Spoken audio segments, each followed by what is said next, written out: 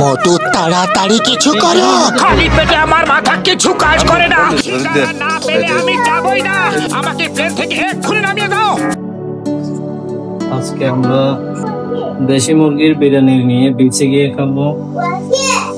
তো দেশি মুরগির বিরিয়ানি করতে যেটা আপনার করতে হবে, চাউলগুলো আগে ফ্রাই করে নিতে হবে, যাতে যখন বিরিয়ানিটা রান্না করবো তখন যাতে চাউলটা পারফেক্টলি আসে, সেজন্য আগে চাউলগুলো ফ্রাই করে নিতে হবে।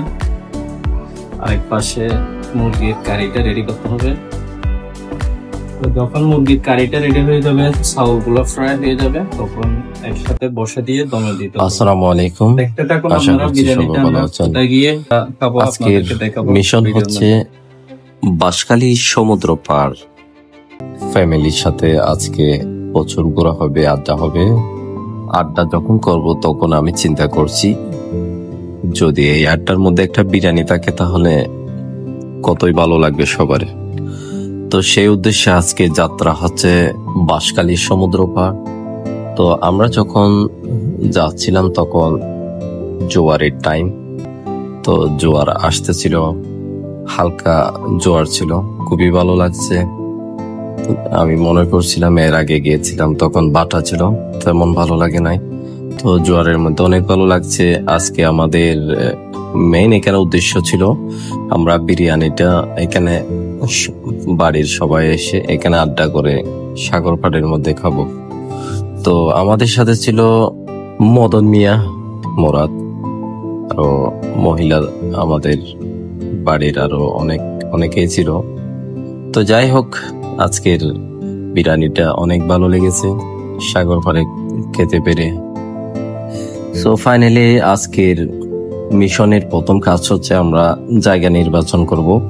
সবাই আমরা পাথরের উপর বসে পড়লাম, এখানে খাওয়া দাওয়া হবে। আরেকটা জিনিস বেশি ভালো লেগেছে, সেটা হচ্ছে আমাদের পাশাপাশি গরুরাও এদের ফ্যামিলি নিয়ে এখানে সাগর পাড়ে ঘুরতে আসছে। এটাই সবচাইতে মনোমুগ্ধকর একটা বিষয়। তার লাঞ্চ টাইমে হালকা পাতলা একটু ভিডিও চালিয়ে গেলাম। তো একটু জিজ্ঞেস করতেছিলাম আর কি ফিলিংস কি, কেমন লাগতেছে। উনি নাকি মোটুকে মিস করতেছে। তো যাই হোক, সবার থেকে জানার দরকার নাই মোটুকে, তো আমরা তো আমাদের মধ্যে জানি, তো এটাই আমাদের মধ্যে থাক। তো সবাই মিলে আড্ডা করতেছিলাম সাগর পাড়ে, অনেক ভালো লেগেছে। বিশেষ করে ফ্যামিলির সাথে হলে তো আর বলাই লাগে না, একটু ডিফারেন্স কিছু হয়। তো যাই হোক, অনেক ভালো লেগেছে সাগর পাড়ে। বাচ্চারাও অনেক এনজয় করেছে। এখানে একটা বিষয় হচ্ছে নিজেদের খুশির চাইতে এখানে খুশির প্রায়োরিটিটা একটু বেশি আমার কাছে মনে হচ্ছে। এরা যখন হাসি খুশিতে একটু মেতে ওঠে, আমাদেরও সবার ভালো লাগে। এরপরে আমরা চলে আসলাম বাঁশখালী থেকে আমরা মাগরিবের হালকা নাস্তা করলাম এখানে ফুড মিউজিয়ামে। তো আসলে দেখতে অনেকটা সুন্দর হয়েছে, ন্যাচারাল পুরাটাই।